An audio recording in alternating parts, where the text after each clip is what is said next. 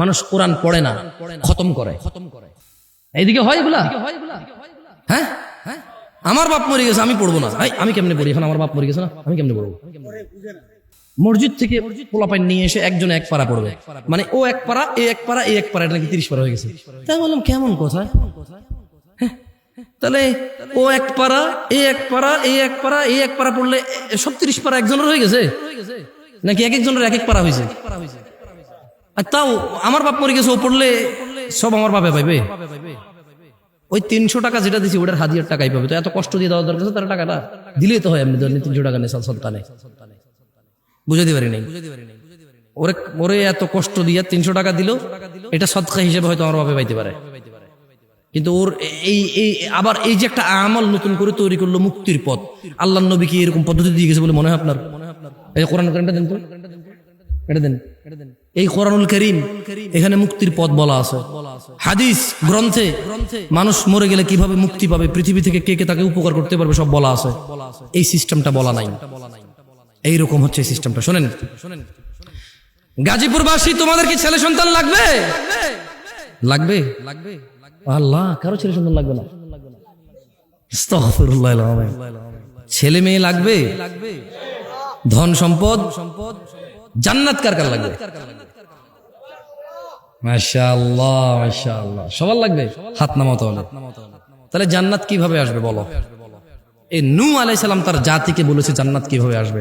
শোনাবো, পড়ে শোনাবো কিভাবে নূহ আলাইহিস সালাম তার জাতিকে বলছিল জান্নাত আসবে।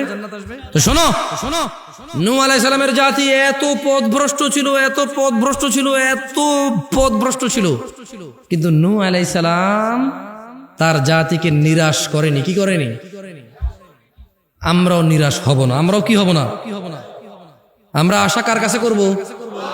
কে দয়া করবে, ক্ষমা কে করবে? পড়া উচিত মানুষের। এই যে 30 নাম্বার পারা, কয় নাম্বার পারা?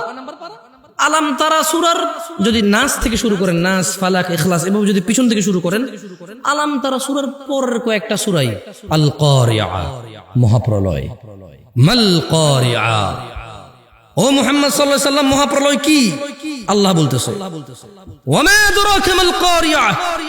মুহাম্মদ সাল্লাল্লাহু আলাইহি সাল্লাম, কিসে আপনাকে জানাবে যে মহাপ্রলয় কি? তাহলে শুনুন, আল্লাহ বলতেছে ইয়াউমা ইয়াকুনুন নাসু কাল ফারাশিল মাবথুথ, যেদিন মহাপ্রলয় আসবে সেদিন মানুষ বিক্ষিপ্ত কীট পতঙ্গের মতো উড়বে। ওয়া তাকুনুল জিবালু কাল ইহনিল মানফুশ, এই পৃথিবীর হিমালয় মহাপর্বত বিক্ষিপ্ত ধূলিকণার মতো উড়বে। এই হলো মহাপ্রলয়। মানুষ নাকি কীট পতঙ্গের মতো উড়ে যাবে। এই পাহাড় পর্বত নাকি এত জোরে শব্দ হবে, ভেঙে চৌচুর হয়ে নাকি বালু ধুলা কোনা পরিমাণ ছোট ছোট মিহি হয়ে এগুলো নাকি বাতাসে উড়বে। এটা নাকি বিপদ। বিপদটা কি? কোরআন পড়া উচিত মানুষের।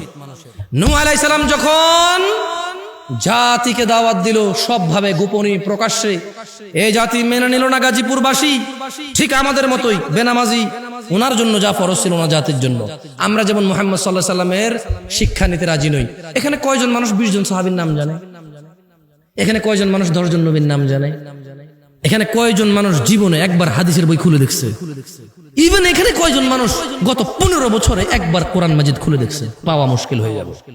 কি আমি নিজের সুফি বলতেছি মনে না? আমি অনেক জ্ঞানী বলে ফেলছি নিজের, ঠিক না? মানে আপনাদেরকে এভাবে বলে নিজের অনেক জ্ঞানী বলে ফেলছি, এই তো না? এটাই তো মনে করতেছেন না? আমি এটা বলিনি আপনাকে, আমি বলেছি এটাই বাস্তবতা।